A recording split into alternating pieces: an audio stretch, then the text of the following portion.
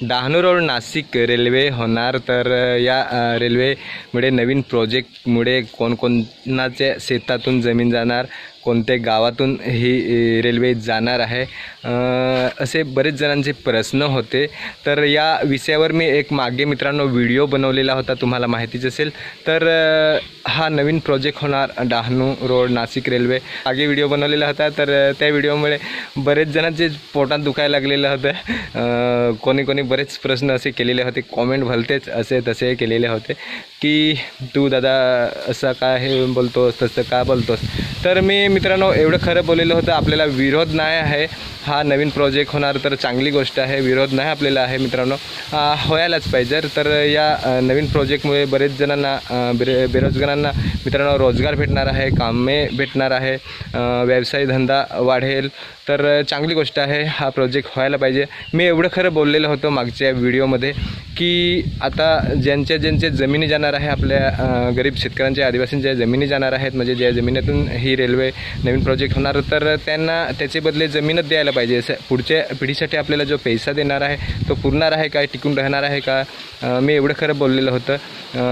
आणि मोबदला थोडासा वाढवून द्यायला पाहिजे, त्यांच्या भविष्यासाठी फ्युचरसाठी चांगल्या कामा येण्यासाठी थोडाफार पैसा आता सरकारने वाढवून द्यायला पाहिजे, असं मी थोडंफार बोललेलं होतं। नाहीतर त्याचे बदले जमीनच द्यायला पाहिजे, एवढं खरं मी बोललेलं होतं। मी असं नाही बोललेलं होतं की हे नवीन रेल्वे हा प्रोजेक्ट होणार तर विरोध करायचा, आपण होऊन नाही द्यायचे, असं मी अजिबात मित्रांनो बोललेलं नव्हतं। तर त्या व्हिडिओला बरेच असे भलतेच कॉमेंट आलेले होते। तर चांगलीच गोष्ट आहे, आता बेरोजगारांना रोजगार भेटेल।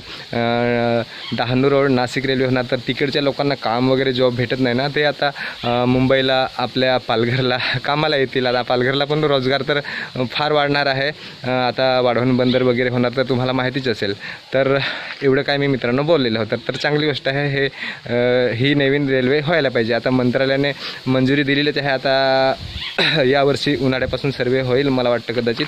तर आता बरेच जणांचे प्रश्न आहे, कोणकोणाच्या शेतातून जाईल, कोणकोणते गावे जाणार। मी मित्रांनो मागच्या व्हिडिओमध्ये एवढं बोललेलं होतं की ही रेल्वे म्हणजे सरळ येणार नाशिक ते डहाणू रोड, पण फोटोजद्वारे आपल्याला कळालेलं आहे, सोशल मीडियाचे फोटो जे व्हायरल व्हायला लागले तर तुम्हाला फोटो दाखवतोच। तर नाशिक आणि वाणगाव असं दिलेलं आहे, वाणगावला ही जोडणार आहे, हे एकदम खरं आहे, आपल्याला फोटोजद्वारे कळालेला मित्रांनो आहे। आता ते 2 स्टेशन इकडे देतात आपल्या इकडे एरियामध्ये की एकच वाणगावच असते मेन, ते आपल्याला माहिती नाही, पण एवढं खरं माहिती भेटलेलं आहे।